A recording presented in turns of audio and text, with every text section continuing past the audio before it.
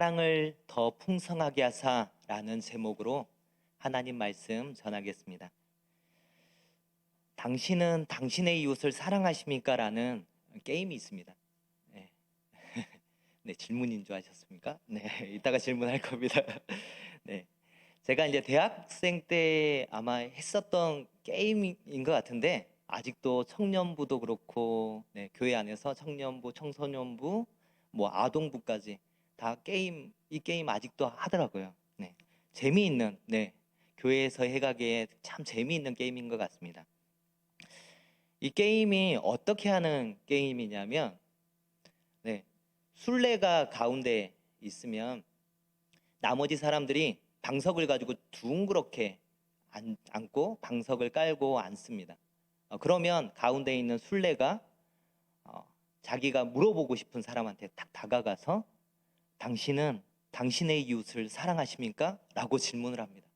그러면 이 사람이 예, 아니요 이 두 가지만 대답을 할 수 있습니다.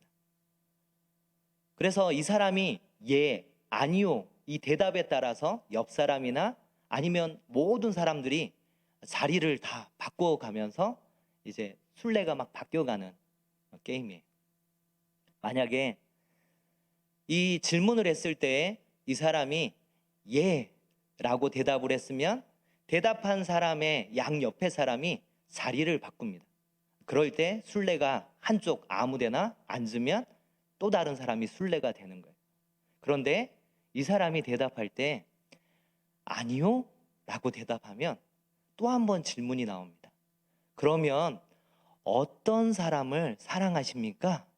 라고 묻습니다. 그럴 때 이 사람이 대답하는 여기에 해당되는 사람은 모두 다 자리를 바꿔야 돼요. 그래서 뭐 예를 들어서 양말을 신는 사람요 이러면 양말 다 신으셨잖아요. 자리를 다 바꾸셔야 돼요. 그렇게 하는 정신없는 게임. 그러니까 이 재미를 위해서 이 게임이 진행될 때 많은 사람들이 당신은 당신의 이웃을 사랑하십니까? 라는 질문에 대부분 다 재미를 위해서 아니요 라고 대답을 해요. 아니요. 그래야 더 게임이 재미있어지니까요. 그런데 한번 우리의 삶에서 이게 게임이 아니라 실제적인 우리에게 있어서의 그 질문이라면 어떨까? 한번 제가 그런 의미에서 제가 한번 게임이 아닙니다. 게임이 아니라 그래서 아니요 이렇게 쉽게 얘기하지 마시고 한번 질문을 하겠습니다. 당신은 당신의 이웃을 사랑하십니까? 네, 많으시네요. 아니요라고 대답하신 분은 그 안에 사랑이 아직 풍성하지 않은 분들이고요. 네라고 대답하신 분들은 그 안에 하나님의 사랑이 풍성해서 네라고 대답할 수 있었던 것 같습니다. 그런데 우리가 오늘 말씀을 보면서 좀 기억할 것은 우리가 예라고 대답했던 아니요라고 대답했던 우리가 오늘 읽었던 이 말씀을 가지고 계속 기도하는 게 너무나도 중요합니다. 왜냐하면 예라고 대답했지만 어느새 우리 안에 사랑이 식어지고 없어지는 것을 보게 됩니다.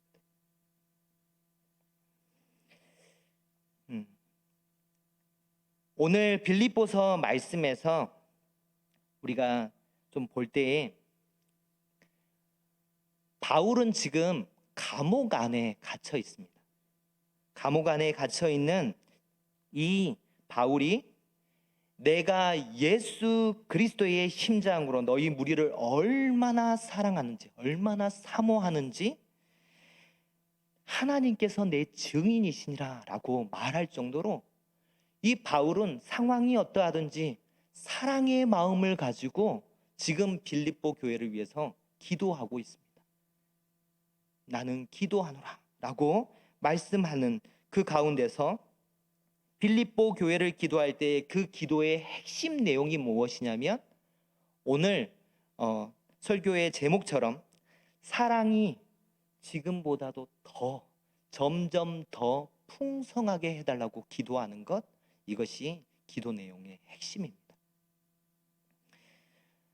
사랑은 우리에게 너무나도 중요합니다. 사랑장이라고 얘기하는 고린도전서 13장에서도요. 사랑이 없으면 네, 어떻게 된다 그랬죠? 네, 시끄럽게 떠드는 그 소리 나는 구리나 울리는 꽹과리가 된다라고 얘기를 했습니다. 그리고 사랑이 없으면 우리가 하는 모든 일들 자체가 아무 의미가 없어진다라고 얘기를 합니다. 그만큼 사랑이 중요하죠. 그러면 도대체 사랑은 무엇입니까? 사랑. 러브. 네. 이 사랑을 얘기하면 보통 다들 이제 막 결혼을 해서 신혼부부 막 시작하면 이 콩깍지가 껴서 콩깍지가 씌어서 다 사랑스럽게 보이는, 또 때로는 아이를 낳아서 이 어린 아이 힘들기는 하지만 그 사랑의 모든 것이 다 이뻐 보이는 그 자녀를 생각할 때의 그 하트 뿅뿅 그것을 사랑이라고 다들 생각합니다. 맞습니다. 그런데 감정만으로 말하는 것이 절대 사랑이라고 얘기하지 않습니다. 성경은 사랑을 오래 참는 것이라고 말합니다. 사랑은 온유한 것이라고 말합니다. 상대에 대해서 시기하거나 자랑하지 않고 교만하지 않는 것, 서로 비교하지 않는 것을 사랑이라고 합니다. 그리고 무례히 행하지 아니하고 성내지 아니하고 악한 것을 생각하지 아니하며 불의를 기뻐하지 아니하며 진리와 함께 기뻐하는 것을 사랑이라고 얘기를 합니다. 그러면 이렇게 보고 보니까 이게 사랑은 아무나 하는 게 아니더라고요. 사랑이 아무나 하는 것이 아닌 것 같아요. 왜요? 쉽지가 않습니다. 그래서 사랑의 풍성함을 위해서 오늘 이렇게 기도하라고 바울은 이 빌립보 교회를 위해서 기도하고 있는 것입니다. 그러면 누구를 사랑해야 합니까? 사랑의 대상이 누구죠? 오늘 공동체 성경 읽기를 하신 분들은 다 아실 거예요. 마태복음 22장에 한 율법사가 예수님께 질문을 합니다. 율법 중에서 어느 계명이 큽니까? 라는 질문에 예수님께서 대답하시죠. 내 마음을 다하고 목숨을 다하고 뜻을 다하여 주 너의 하나님을 사랑하라. 이것이 첫째 되는 계명이라고 말씀합니다. 신명기 6장 5절에 너희는 마음을 다하고 뜻을 다하고 힘을 다하여 주 너의 하나님을 사랑하라 라고 하는 말씀을 기반으로 예수님께서 첫째 되는 계명, 큰 그 우리가 실행해야 할 그 말씀을 지금 이 율법사에게 말씀하고 있는 거죠. 우리를 창조하신 하나님, 특별히 이 하나님을요, 우리가 그냥 아버지 하나님으로만 생각하지 마시고 성부, 성자, 성령, 이 삼위일체 하나님을 사랑하는 것, 이것이 첫째입니다. 그리고 둘째도 그와 같으니 내 이웃을 내 자신같이 사랑하라 하셨으니 이 두 계명이 온 율법과 선지자의 강령이라.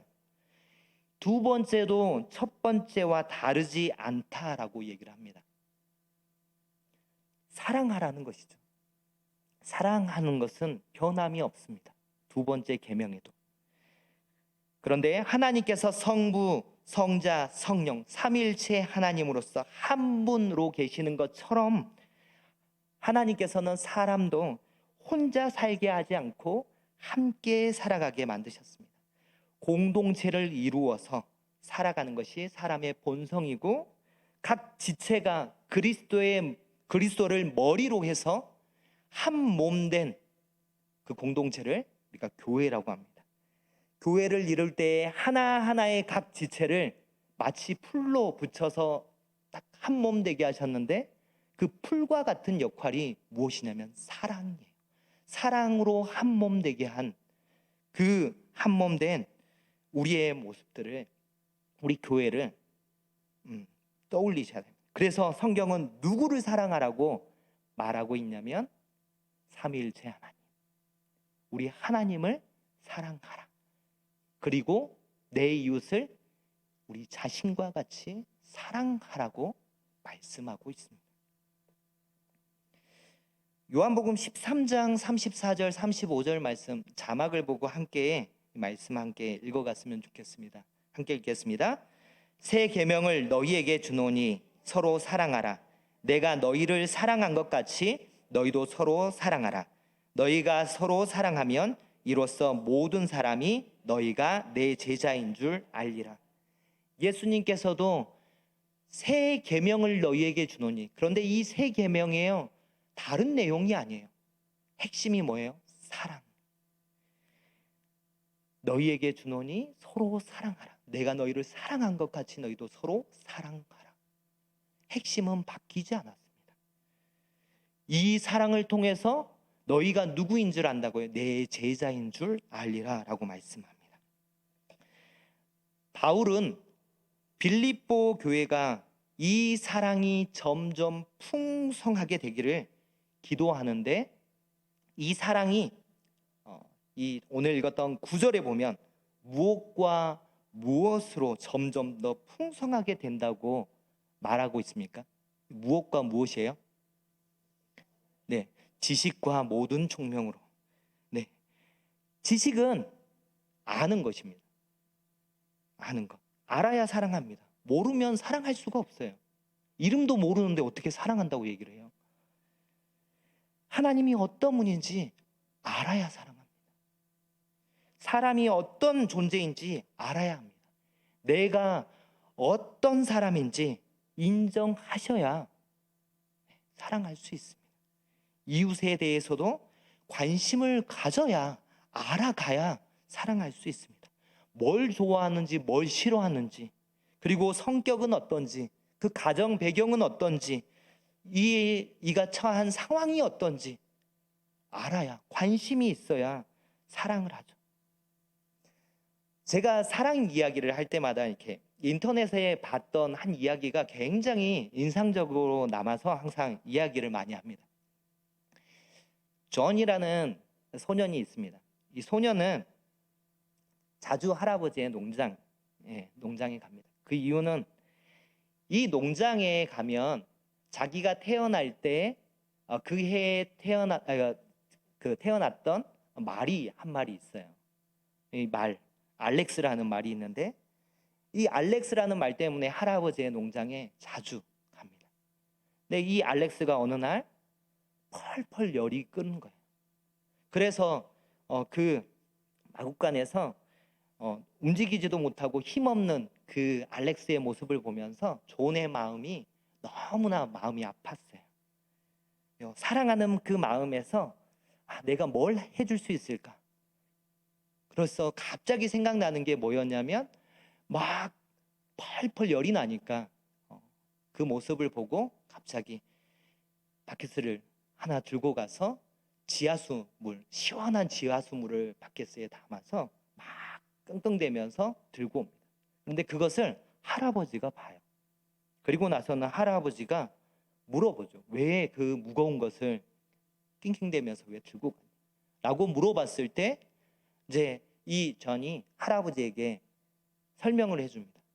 내가 사랑하는 이 알렉스가 지금 많이 열이 나고 힘들어하는데 내가 해줄 수 있는 게 뭐가 있을까라고 생각해서 이렇게 물을 들고 가서 그에게 먹이려고 해요. 라고 할 때 할아버지가 대뜸 갑자기 화를 확 내시는 거예요. 짠! 빨리 이 물을 쏟아버려라. 왜냐하면 그 물을 알렉스에게 마시게 하면 그 알렉스가 장이 꼬여서 죽게 될 거야. 너는 사랑해서 그 물을 준다고 하지만 사실은 알렉스를 죽게 하는 거야. 사랑이 점점 더 풍성해져 가기 위해서는요, 지식이 필요한 거예요. 알아야죠. 모르면 사랑이 아니라 죽이는 거예요. 그럼 모든 총명은 무엇입니까? 9절에서 얘기하는 모든 총명은 무엇일까요? 모든 총명은요, 지식의 현장성이에요. 이 가지고 있는 지식을 어떻게 시기적절하게 이것을 사용할 것인가, 이 사랑의 표현들을 어떻게 해갈 것인가, 이 알고 있는 것이 많다라는 것은요, 장점일 수 있지만 이것을 적절하게 센스 있게 사용하지 못한다면, 이것을 표현하지 못하면요, 오히려 이것은 상처가 되는 거죠. 저도 이런 좀 센스 있게, 현 지식을 가지고 있는 지식도 많지 없지만 좀 센스 있게, 이런 현장감 있게 이런 것을 좀 사용하고 싶은데 그렇지 못한 것 같아요. 혹시 저와 같은 고민이 있다면, 같은 생각들을 하고 계시다면 이런 사람들은 무엇을 해야 한다라고 말씀하고 있냐면, 기도해야 한대요. 매일 써놓고 기도하세요. 9절에서 뭐라고 얘기를 합니까? 내가 기도하노라. 너희 사랑을 지식과 모든 총명으로 점점 더 풍성하게 하세요. 지식과 모든 총명으로 점점 더 뭐요? 풍성하게 해서. 무엇이요? 사랑이.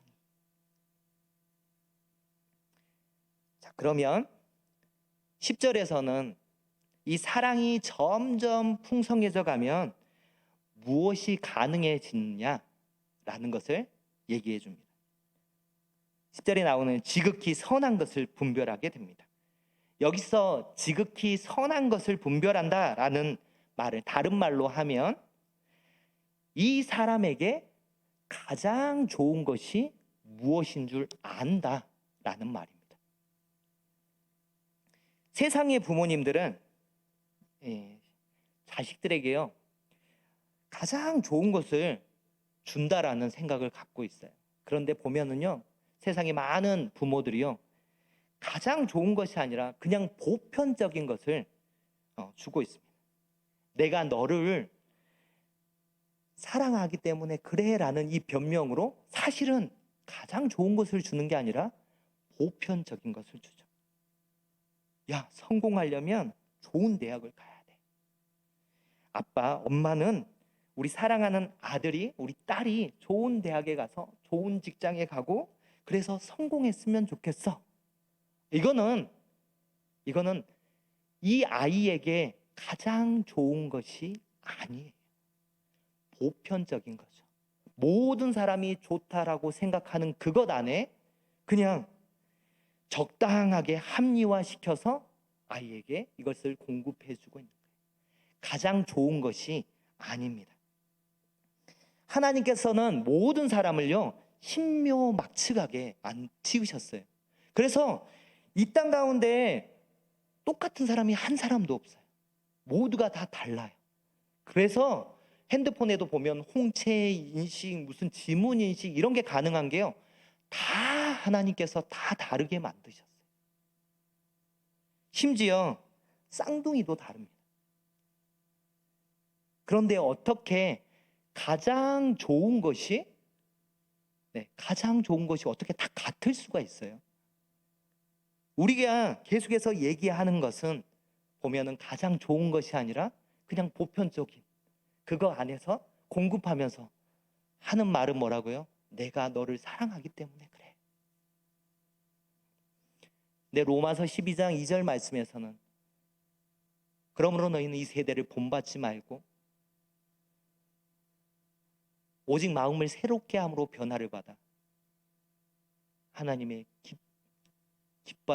온전하시고 기뻐하시고 온전하신 뜻이 무엇인지, 선하시고 기뻐하시고 온전하신 뜻이 무엇인지 분별하라고 말씀합니다. 이 시대 가운데서 분별하래요. 무엇이 가장 좋은지, 이 무엇이 여기에 가장 합당한지를 항상 똑같은 답이 아니라 항상 그 상황에 있어서의 가장 좋은 것으로 채워 넣는 것이 분별하는 것입니다. 그래서 사랑이 점점 더 풍성하게 하사 지극히 선한 것을 분별할 수 있기를 우리가 기도해야 합니다. 그리고 사랑을 더 풍성하게 하사 또 어떤 모습이 가능하다고 말씀하고 있냐면, 진실하여 허물 없이 그리스도의 날까지 이르게 된다라고 말합니다. 진실하다라는 것은요, 햇볕에 보면 모든 것이 다 보여요. 그런데 가장 강력한, 하나님의 가장 강력한 그 빛을 비추어도 불순물이 보이지 않는 것, 이것이 여기에서 얘기하는 진실하여라는 말씀입니다. 그러니까 뭐냐면 세상에 물들지 않은 순수함을 얘기하는 거죠. 사랑이 풍성해지면 이게 가능하대요. 그리고 허물 없이는 우리를 넘어지게 하는 나뭇가지나 아니면 돌뿌리, 이런 것에 걸려 넘어지지 않는 것, 이것이 허물 없이입니다. 우리가 계속해서 살아갈 때 제발 그만 넘어졌으면 좋겠는데 계속해서 넘어지는 우리의 모습들을 보잖아요. 제발 그만 넘어졌으면 좋겠다, 이런 마음이 있다면 그러면 어떻게 하면 될까요? 네, 사랑이 점점 더 풍성해져 가기를 기도하셔야 돼요. 11절 말씀입니다. 그리고 결국 예수 그리스도로 말미암아 의의 열매가 가득하여 하나님께 영광과 찬송을 드리게 되는 거죠. 이전에도 한번 얘기했지만 또 다시 얘기합니다. 하나님께 영광을 돌린다라는 것은 나에게 있어서의 죄된 나의 모습이 드러나는 것이 아니라 나에게서 하나님의 속성이 드러나는 것을 말합니다. 우리 자신은요, 우리는요, 발광체가 아니에요. 발광체는 스스로 빛을 낸다는 거거든요. 발광체가 아니에요. 우리는 스스로 빛을 낼 수 없어요. 우리가 빛을 스스로 내는 존재가 아니에요. 그러면 우리는 무엇이냐면요, 반사체예요. 하나님이 빛이에요. 요한복음 말씀을 읽으시면 참 빛 곧 세상에요. 각 사람에게 비치는 빛이 있었나니, 누구를 얘기를 하냐면요, 예수 그리스도를 나타내요. 하나님이 빛이세요. 빛으로 오세요. 그분이 비치는 그 빛을 반사해내는, 그래서 반사해내서 그 비추는 빛, 이것이 하나님께 영광 돌리는 그 개념입니다. 내가 드러나는 것이 아니라 하나님이 드러나는 것.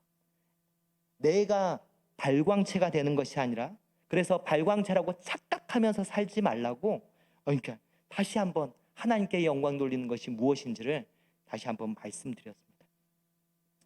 우리가 11절 말씀을 더 잘 이해하기 위해서 자막을 준비했는데요, 요한복음 15장 4절 말씀을 함께 보겠습니다. 요한복음 15장 4절 말씀 함께 읽겠습니다. 내 안에 거하라, 나도 너희 안에 거하리라. 가지가 포도나무에 붙어 있지 아니하면 스스로 열매를 맺을 수 없음같이 너희도 내 안에 있지 아니하면 그러하리라. 우리가 열매 맺는 삶을 살기 위해서 필요한 것이 무엇이라고 말씀합니까? 가지가 어디에 붙어 있어야 돼요? 나무에 붙어 있어야 돼요. 그것과 같이 우리가 예수 그리스도 안에 있으면, 예수님께 붙어 있기만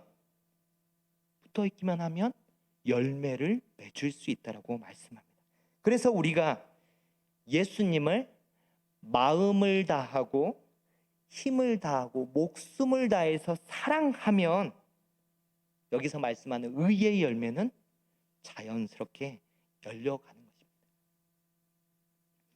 또 한 말씀 또 보겠습니다. 요한복음 15장 9절에서 10절까지 말씀입니다.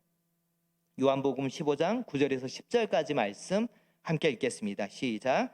아버지께서 나를 사랑하신 것 같이 나도 너희를 사랑하였으니 나의 사랑 안에 거하라. 내가 아버지의 계명을 지켜 그의 사랑 안에 거하는 것 같이 너희도 내 계명을 지키면 내 사랑 안에 거하리라. 아멘. 여기서 계명을 뜻은 같지만 다른 단어로 바꿔서 제가 다시 한번 읽겠습니다. 아버지께서 나를 사랑하신 것 같이 나도 너희를 사랑하였으니 나의 사랑 안에 거하라. 내 아버지의 말씀에 순종하여 그의 사랑 안에 거하는 것 같이 너희도 내 말에 순종하면 내 사랑 안에 거하리라. 동일한 뜻입니다. 성경 말씀에 보면 내 원수를 사랑하라라는 말씀이 있습니다. 마태복음 5장 44절에도 나오고요. 누가복음 6장 27절에도 나옵니다. 제가 고등학교 이제를 졸업을 앞두고 예수님을 영접했습니다. 그리고 불과 한 달도 되지 않아서요. 예배 시간에 목사님의 설교를 통해서 내 원수를 사랑하라는 말씀이 갑자기 저한테 확 다가왔어요. 그런데 그 말씀으로 인해서 정말 마음이 어려웠어요. 이 말씀이 머릿속에서 생각날 때마다 저의 아빠가 생각났거든요. 분명히 아버지는 나를 낳아주시고 길러주신 분인데 왜 이 말씀이 생각날 때마다 아버지가 왜 생각날까? 이게 원수는 아니잖아요. 사실 이때만 해도 제가 아버지가 저한테는 이렇게 공포감을 주는 분이었어요. 제 기억에는 매번 아버지가 술에 취해서 항상 큰 소리를 지르고 막 노래를 부르고 그리고 가재 도구를 막 집어 던지고 그리고 엄마를 막 때리고 이런 거 안에서 어렸을 때부터의 그 기억들이 쭉 있어서 이제 고등학교를 졸업을 앞두고 있는 저의 그 기억 안에서도 아빠는 항상 공포의 대상이었어요.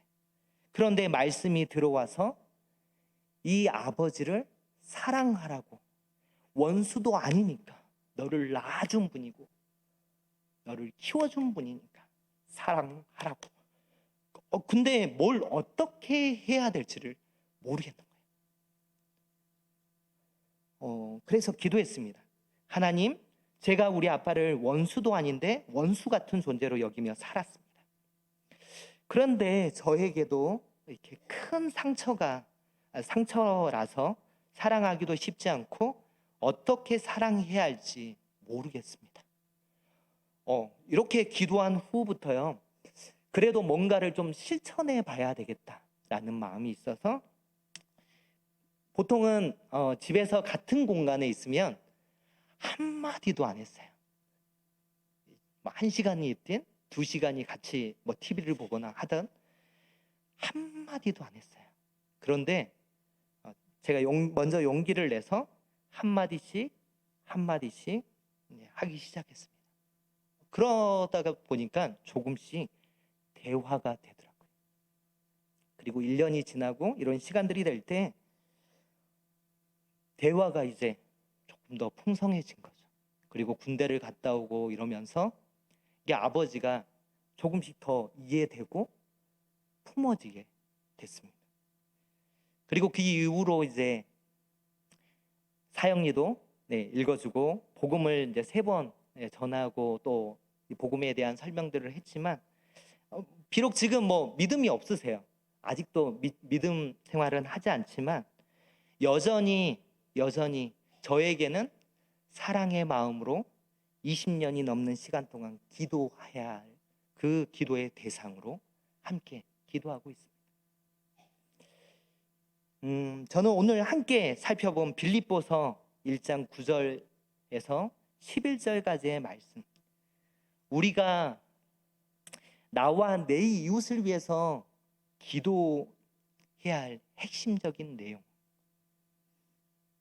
이 핵심적인 내용을 담고 있는데요. 그게 뭐냐면 제목처럼 뭐라고요? 사랑이 점점 더 풍성하게 하사. 사랑이 없으면요, 우리의 믿음 없음. 사실은 우리의 믿음 없음, 우리가 넘어지고 그리고 목사님 저 또한 영적인 슬럼프를 겪을 때 보면은 그 이유가 뭐냐면 처음 사랑을 어느새 이 처음 사랑이 사라져 버리기 때문에 이 영적 슬럼프가 오더라고요. 우리가 매번 기도의 자리로 나아갈 때마다 이 사랑이 점점 더 풍성하게 하사 의의 열매가 가득하기를 위해서 우리가 기도하는 가운데 이 사랑의 풍성함을 누리는 우리 성도님들 되시게 주님의 이름으로 축원합니다. 우리가 이 시간 말씀을 기억하면서 함께 기도했으면 좋겠습니다. 특별히 오늘 말씀 자체가 기도여서요. 기도의 내용이어서 우리가 이 기도의 내용처럼 제가 말씀을 다시 한번 읽겠습니다. 내가 기도하노라 너희 사랑을 지식과 모든 총명으로 점점 더 풍성하게 하사 너희로 지극히 선한 것을 분별하며 또 진실하여 허물이 없이 그리스도의 날까지 이루고 예수 그리스도로 말미암아 의의 열매가 가득하여 하나님의 영광과 찬송이 되기를 원하노라. 이 시간 이것이 우리의 기도 제목이 되어서 하나님 내 안에 하나님의 사랑이 더 풍성하게 되기를 원합니다. 그래서 예수 그리스도로 말미암아 의의 열매를 맺어가는 그 열매가 가득한 삶, 열매 맺는 삶 살게 해 주십시오. 이 시간 함께 말씀을 기억하면서 같이 기도하도록 하겠습니다.